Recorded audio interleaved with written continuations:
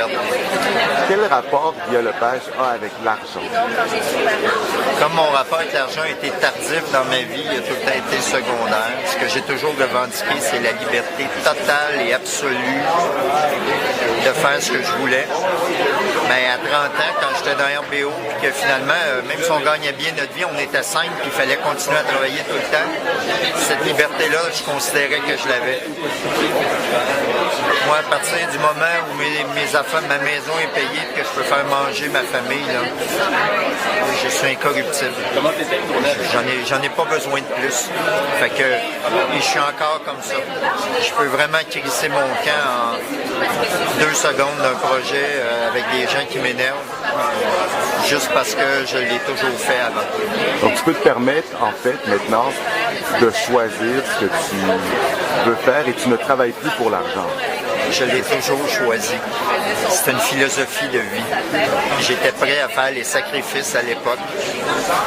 J'étais prêt à perdre ma job puis à tirer la couverte par les 2 bouts pour ne pas trahir mes convictions.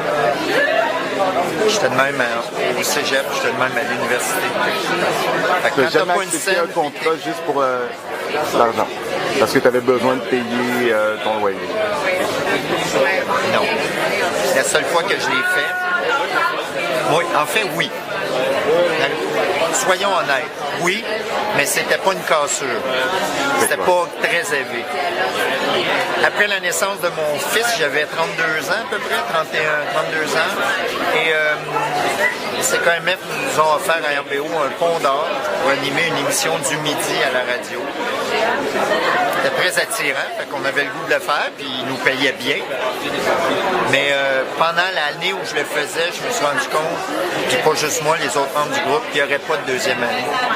Que c'était une job au quotidien.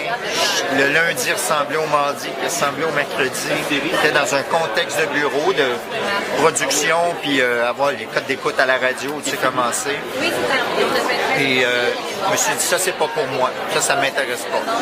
Puis même si j'ai eu pas de projet l'année prochaine, moi, c'est sûr, je refais pas ça.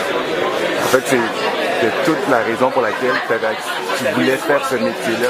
C'était justement pour pas faire du 9 à 5, du bureau, et tu avais l'impression de faire un peu de la routine. Oui, ça? mais je me donnais la chance d'aimer ça parce que, tu sais, moi, le contrat le plus long que j'ai accepté dans ma vie, c'est 2 saisons. C'est même pas une année, c'est automne-hiver. C'est des affaires qui durent 8 mois. Non, mais tout le monde en parle, tout le monde en parle. Là. Je signe un an à la fois. Ah oui, hein? J'ai jamais signé un contrat plus qu'une saison ou 1 an à la fois de ma vie. Et je le ferai jamais. Avec personne, sous aucun prétexte. Je signe pas la suite du film, je signe pas la 2e saison. Même si tu m'offres beaucoup plus d'argent, c'est non, c'est une question de principe. Parce que le jour où j'aimerais pas ça, ça va paraître. Et puis, si tu me dis, Guy, me semble que c'est plate cette année, on dirait que tu fais ça pour l'argent. Si c'est le cas, je vais tellement être honteux, je serai même pas capable de te regarder dans les yeux. Alors, je l'ai jamais fait, j'ai toujours refusé, par principe, et j'ai encore les mêmes principes 30 ans après.